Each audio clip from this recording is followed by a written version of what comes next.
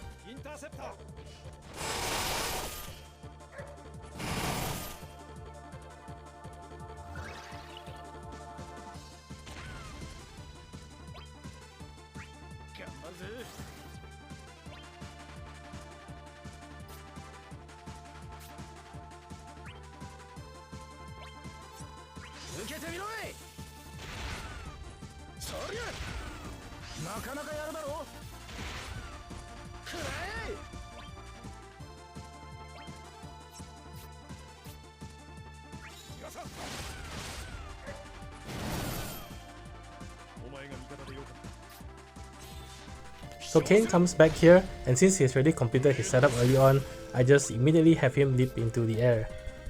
In case you're wondering why I'm using Kain and not Freya, Kain's jump delays him further back compared to Freya, and in this fight I think that's bigger value versus Freya's battery and heal.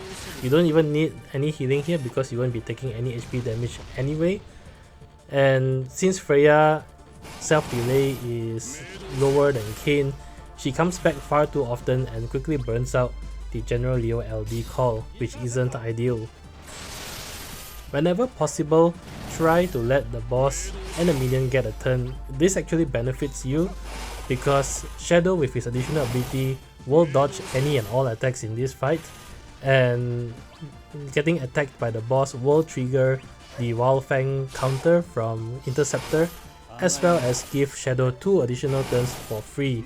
So you actually want the enemies here to take as many turns as possible, but this stage is so designed in a way that it is actually quite difficult to even allow the enemies to take a turn, because whenever the boss summons a sweeper minion, the boss actually delays itself further back down, which makes it even more difficult to allow it to get a turn.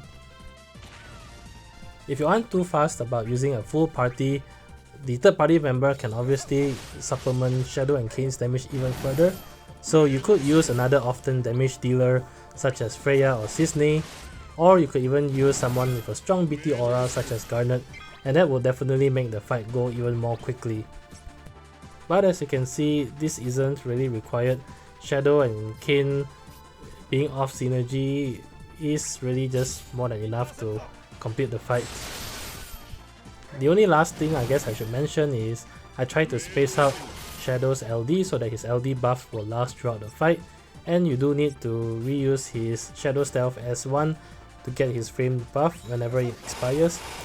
But since his Shadow Stealth is pretty low damage, you really only want to use it to refresh his frame buff when it runs out or is close to running out.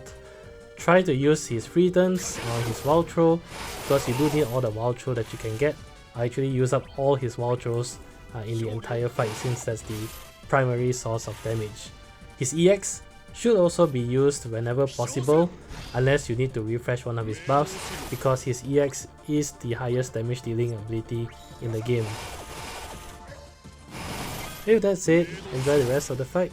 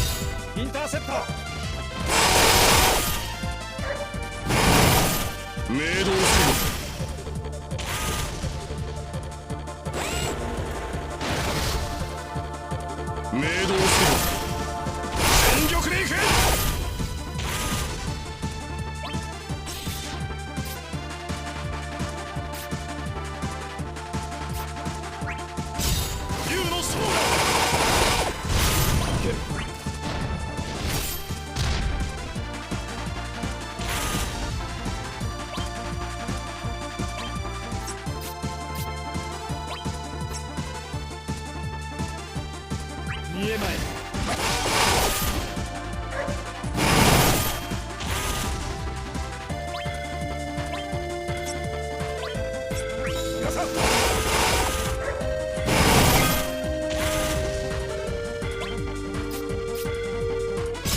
インターセプター。